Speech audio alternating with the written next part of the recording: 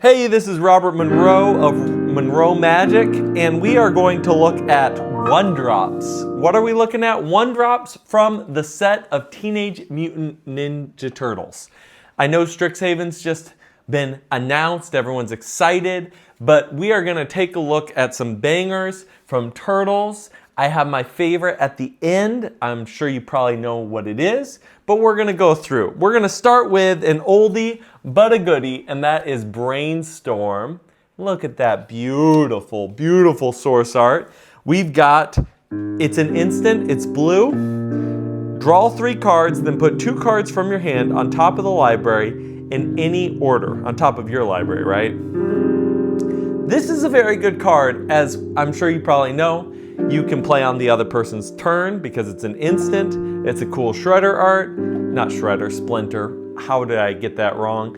Anyway, what I would say about this is there's not much to say. It's a solid one, right? It's part of the source material where they're pulling in things from the past. Let's do one more like that before we get into the more exclusive 2 Turtles cards. And that is this lovely April O'Neil Path to Exile. Isn't that sucker gorgeous? Man, these are beautiful. This one, instant, exile target creature. Its controller may search that library for a basic land card, put that card onto the battlefield tapped, and then shuffle. Again, banger, banger, one drop for white. We know it, we love it, right? Let's get into some more actual specific to Turtles cards. The first one is going to be an enchantment class, and that is Party Dude.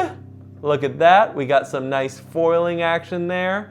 We got Mikey looking like a crazy party dude. And what does it say? It says, gain the next level as a sorcery to add its ability. When this class enters, each player creates a food token. Ooh, I need to give that to my daughter who has a group hug deck. Whenever an artifact an opponent controls is put into a graveyard from the battlefield, draw a card. That's the 2 mana option. Then level 3 is 5 mana. Whenever one or more of your opponents are attacked, up to 1 target attacking creature gets +X until end of turn, where X is the number of cards in your hand. Here's the cool thing about this card. You get it out for 1, right? And you get a food token out. If you need artifacts, boom, you got to start at that. But you gave 1 to your opponents as well. Isn't that crazy? Well, we get a benefit though if we're allowed to go to level 2 before they use their food token. And because food tokens have a pretty high price to turn them into life, it's probably likely that we do get to do that. And then we get to draw cards. And that is really the name of the game. Is it a great enchantment? I would say probably not, but it has its place and you do get it started for 1, which is nice. All right, how about a creature? We got Leonardo, leader in blue. Ooh, and we got some surge foil action there. He's doing some crazy moves. He's flying around. He's killing some robots. He is a legendary creature, mutant ninja turtle. This is an uncommon. Sneak is for 5 mana. White, by the way. When Leonardo enters, if his sneak cost was paid, creatures you control get +2/0 until end of turn. By the way, I totally beat somebody with Arena with this card recently. This is kind of, for lack of a better term, a sneaky finisher. Is it really a great finisher? No, it's too expensive and it's not very powerful. There are better ones. There's the Wrath one for 3 red.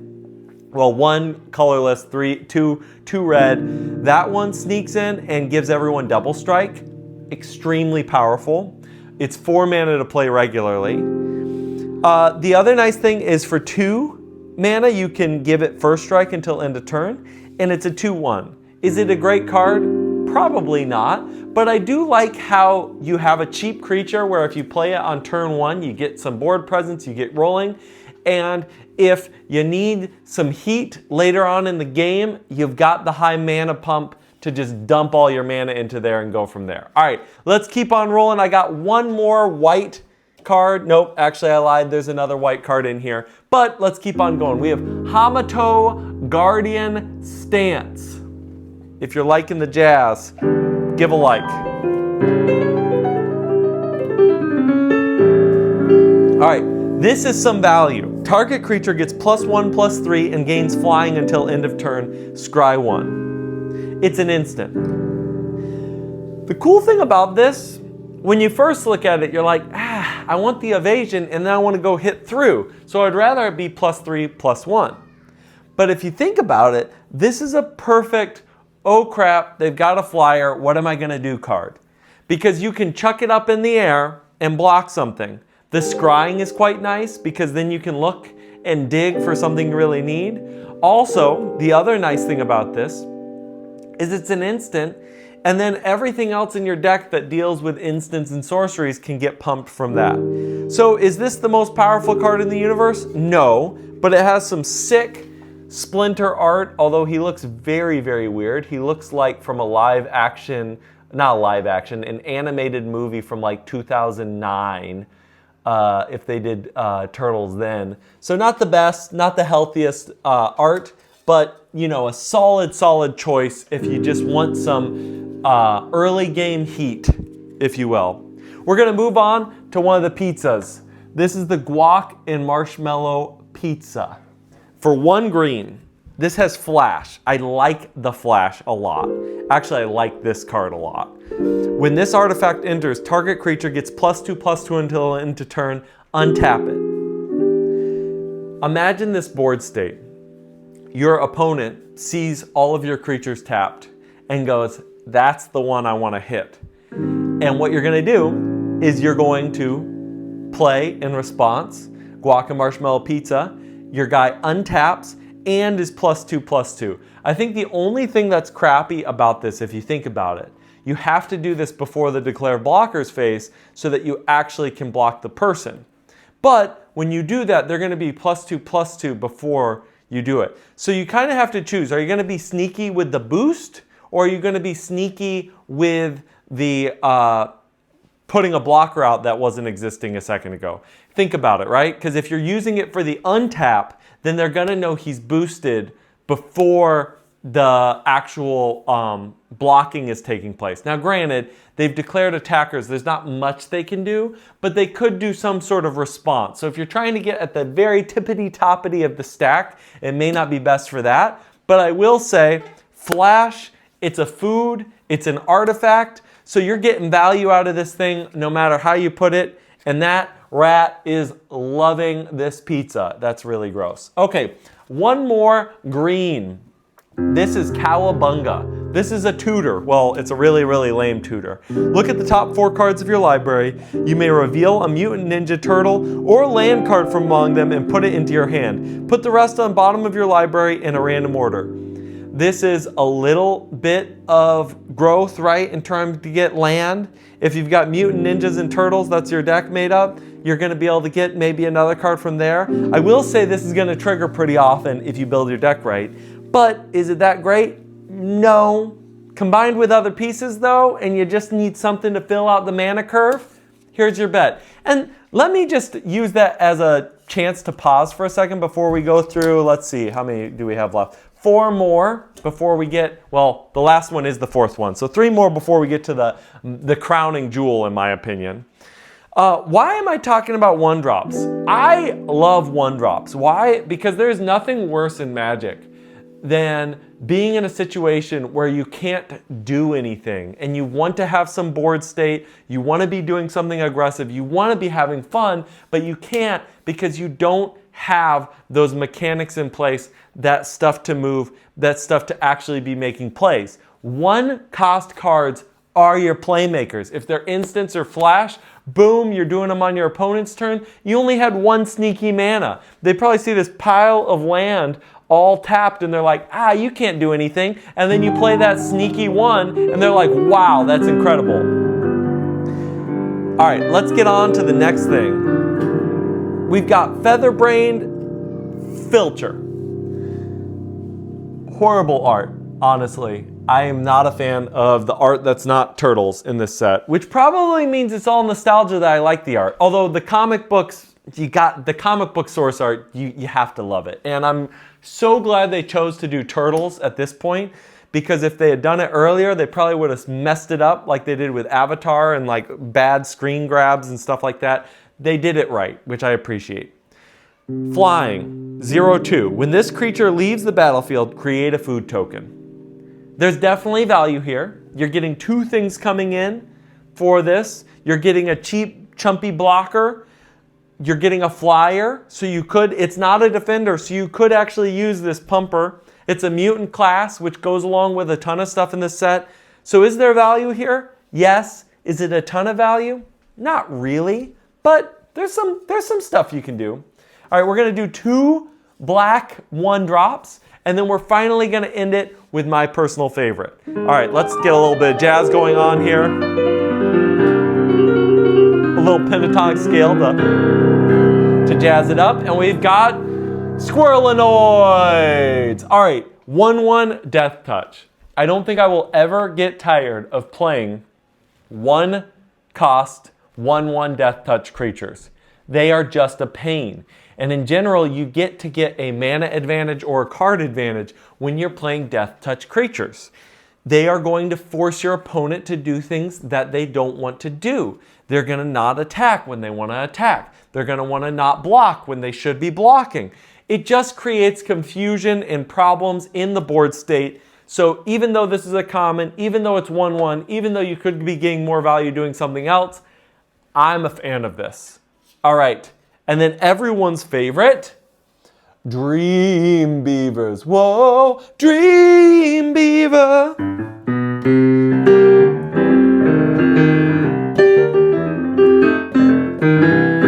All right, it's Dream Beaver, right?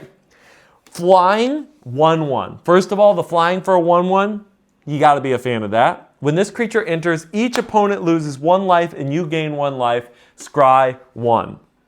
Is there anything absolutely magical about this card? Is this going to be the thing that's going to make you win? No. But is it going to get you closer to there? Absolutely. And I think a lot of these cards read limited a lot. But honestly, this card, you can throw it in pretty much anything, get a little bit of that marginal value. If you have a way to bring things back from the graveyard, if you have a way to pull things out and pull them back in, this has a beautiful enters the battlefield effect. The scrying one, now you're searching for your deck, getting the heat out. The making sure that you're not going to draw 15 lands in a row. The entering in, your opponent's losing a life, you're gaining a life. One of the first decks that I built that I was super passionate about was an extort deck because, man, it feels good to bleed your opponent out. It really does. I don't need to hit you for 8. I just need to steal 1 life from you. And gaining the life is just kiss. You got a 1/1 who can be a chump blocker if you need. You got a flyer, so you got the evasion if you need to do something sneaky on that end. Really cool card. And that leads me to the final one. And I have to say, the first time I played this card, I had no idea how powerful this thing was. And then I realized it is literally the best. There's so much about this card that works so well, and that is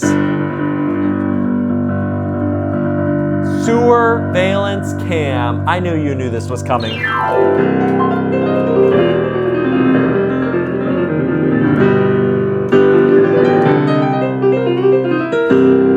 All right, first of all, super cool art. I love the little buggy that's got the camera on it on top of the sword. Isn't that just amazing? That is some fun art. This is a artifact with flash. When this artifact enters or leaves the battlefield, you may tap or untap target creature. For 4 mana, you're never going to do this, by the way. Well, you might late game. You sacrifice this artifact, you draw 2 cards. First of all, you should have 4 of these in limited if you get the chance, or in like a standard draft, a standard constructed deck. You are going to just crush. You will have so much control because you're getting 2 taps or untaps. Think about it. If you have any way to pull artifacts back, if you have any way to sacrifice artifacts, if you have artifacts or permanents that, creatures, I should be clarifying because I can't read apparently, tap or untap target creatures. You got this artifact creature. Oh, it has a sacrifice ability. Maybe like, I don't know, is it the Technodrome where you can sacrifice a artifact and then put a 1/1 counter on it? And then once you have more than 6, then it's allowed to attack or block? It's a crappy card, right? 2 mana, it doesn't even attack or block. No, you can use it to sacrifice stuff. So what do? You play Surveillance Cam when your opponent's trying to attack. Boom, you tap their stuff. They can't attack you with that creature. Then you go, okay, all right, now I'm going to sacrifice the Surveillance Cam. I sacrifice it. I put a 1/1 counter on my Technodrome. And then as this cam leaves, guess what it's going to do? It's going to trigger, and then I can untap my Technodrome. The combos are endless. This thing is so much fun, and to me, it's a slam dunk in every way. It's also a common. So if you're opening up one of those play boosters because you're just have to open up some cards, hey, I get you. You're going to get a lot of these, or at least some of these. Honestly, I'm really upset. I did not get as many of these as I was hoping. I think I only have like 3. I'd love like 20 of these. These are amazing. Anyway, until next time, I am Robert Monroe of Monroe Magic. Did you like this video? Do you like this idea?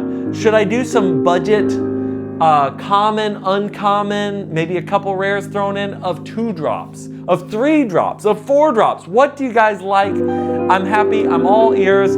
To me, 1 drops always have a special place in my heart because, you know, you can always play them. You got 1 mana? Boom. Value. Until next time, take it easy. Peace out.